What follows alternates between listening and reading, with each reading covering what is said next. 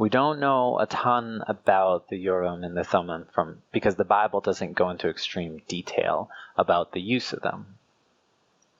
They do have examples of them from the time of Egypt throughout the prophets. So like I said earlier, they seem similar to casting lots, but give more detail than just yes or no. Personally, I use a system that is similar to each of these and would definitely be in this category.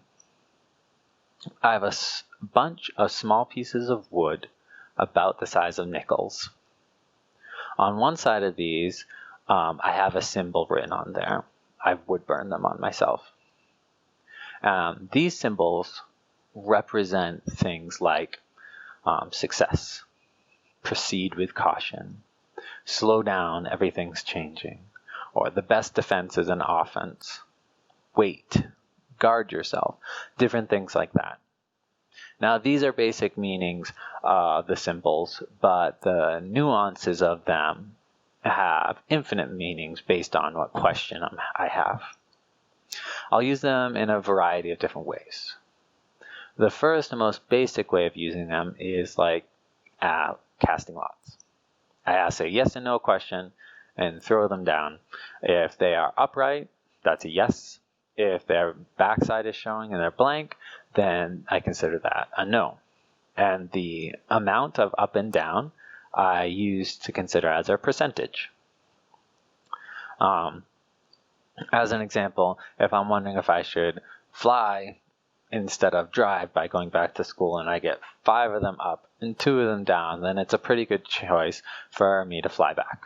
Okay, this isn't a right or no wrong answer. It's not sin or righteous.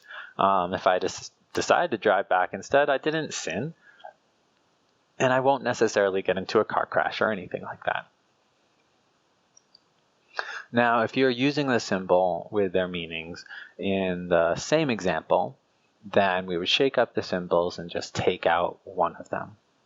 If your question was, should I fly back to school? And you got a symbol which means proceed with caution, then you pretty much have your answer. But maybe you should double check your itinerary and everything before you go. Now, sometimes I've drawn 2 at the same time for further meaning. In this example, if you drew the second tile and got everything is changing, then you probably shouldn't be surprised when you get to the plane station and you find that your flight is delayed or that one of the flights is rerouted or something like that. Now, this type of casting is beneficial for you to be prepared more for what is coming.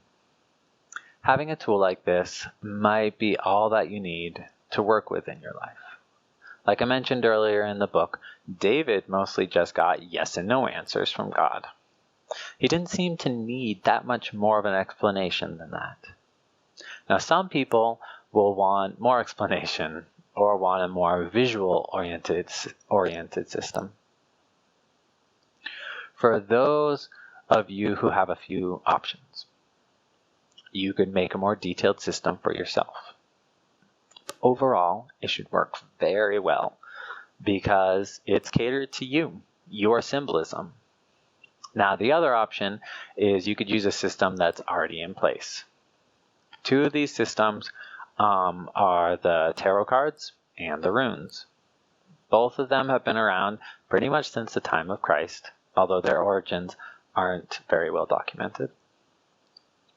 For those who aren't sure which one to look into, there are a couple of big differences. In my mind, the biggest difference is visualization. The tarot is very visually oriented, and the runes, not so much so. Because they are visually based, it would be important for you to look for a tarot deck that's very appealing and significant to you. There are many decks out there, and if you get that one that isn't sitting well with you, it's going to be really difficult interpreting the cards. As for how to use them, I'm not going to go into detail on that at all because probably each deck you get will have instructions on how to interpret them. Any deck that you buy should come with that, or you can look it up online. But for those who aren't as visually based, the runes might be a better system for you.